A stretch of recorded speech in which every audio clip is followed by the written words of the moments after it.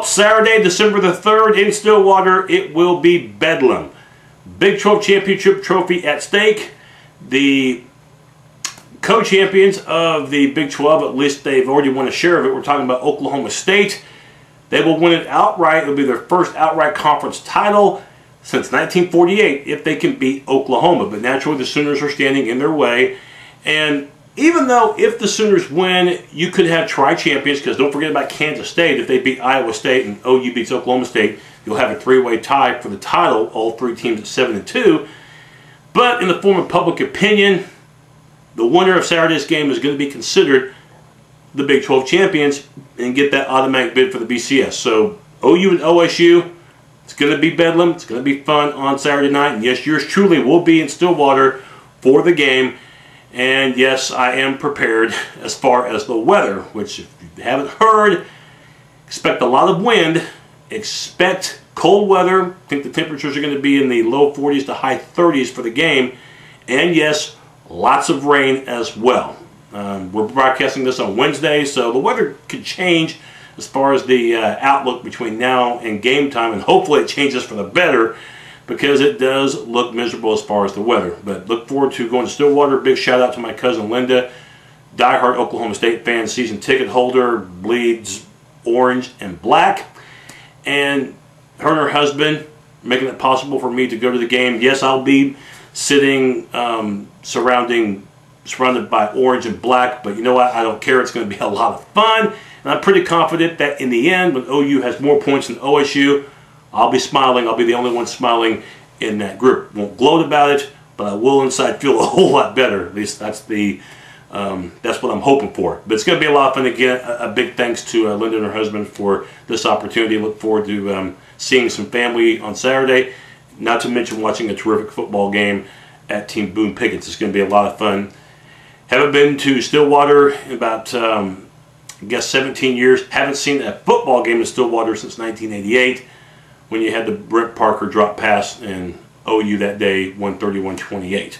Stadium looks a lot different today than it did 23 years ago when it was called Lewis Field, and before T Boone Pickens donated that massive amount of money to that facility, which now looks really, really good, at least on television and from what people have told me. But anyway, let's talk about the game.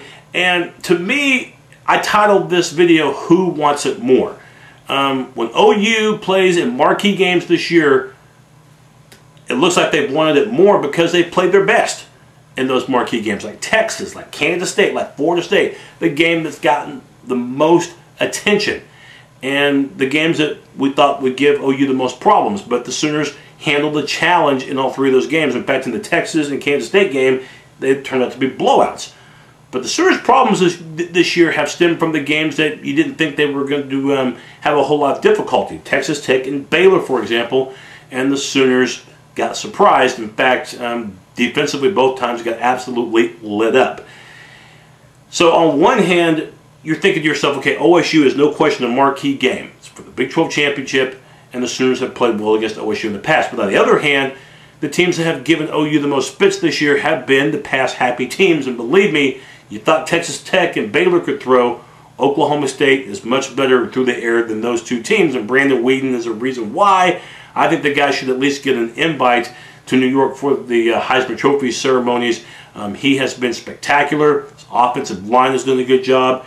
The ground game, can't forget about Joseph Randall and Jeremy Smith. And the receivers, OSU has a plethora of them. Isaiah Anderson, Josh Cooper, Tracy Moore, and the best receiver in college football in Justin Blackmon. This is an offense that has very few weaknesses. And I think key number one in this game for Oklahoma, you want to win, you got to take chances, put pressure on Brandon Weeden. If that means you got to blitz, do it. But you can't just sit back there hoping Weeden makes mistakes. It doesn't work that way. And you know Oklahoma State, with that week off the week before, you know they're angry after that loss against Iowa State, in which they had, you know, the Cowboys had so much to deal with emotionally. They had a lot on their mind and heart after the plane crash that very, very day. And I couldn't imagine what it was like for them to have to deal with that. And now they want to prove that they're still one of the best teams in college football. National championship, probably out of the realm of possibility for the Cowboys, but still they can win the Big 12 outright. And you know that offense will have a lot to prove after they turned the ball over, I think, 4 times, which is uncharacteristic of them in that Iowa State defeat just 2 weeks ago. So Frank Alexander, he's going to play, had injury problems against Iowa State, but he will play in this one. David King and Genio Grisham from their defensive end spots have to step up. Remember, you don't have Rondell Lewis this game. Probably will get him back for the bowl game, but you won't have him this time. And those guys I mentioned, King and Grisham as well as Alexander, have to be able to get to the quarterback, and then expect to see Jefferson at times blitz. Do expect Oklahoma to pull some prizes, because again, if they just sit back waiting for Weeden to make mistakes, they're going to be waiting a long time, because he probably won't unless you pressure him. Key number 2, I think Landry Jones got to make smart decisions. This is one of those games where you know you don't have a Ryan Broyles. You miss him and miss him terribly because he was your breakaway threat. But now you have to depend on other receivers to put together a collective effort. Guys like Kenny Stills, guys like the tight end, James Hanna. Use Rory Finch out of the backfield. You could use Jazz Reynolds. You can go with the senior, DeJuan Miller. But the drop passes, it's not going to help Landry. But the main thing in this game is for Landry Jones just not to force it, because Oklahoma State lives off key number 3 of this game, and that is the turnovers. As good as Oklahoma State's offense is defensively, at times they've been bad. And it's that simple to say. I mean, you look at the scoreboard, you're thinking, man, Oklahoma State's defense isn't bad. But if you look at their total yardage, like against Baylor, it was a rout, but the Bears had over 600 yards offense.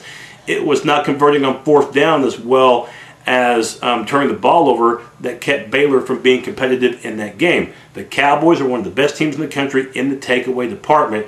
So the Sooners, if you don't help Oklahoma State, you know what?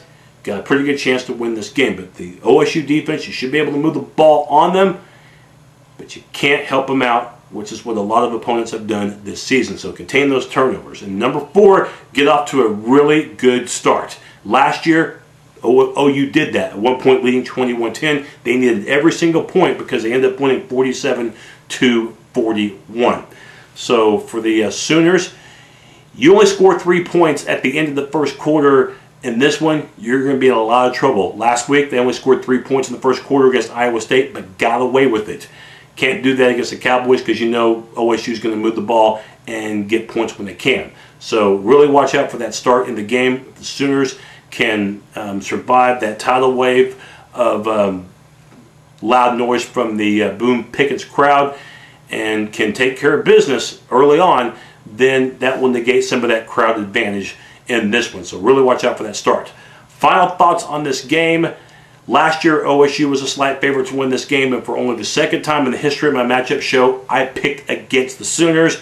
And that Saturday night, the Sooners made me eat crow because OU ended up winning. I know OSU's had the better year. I know they have a terrific offense, better special teams, come in a little bit healthier, and they're favored to win on Saturday.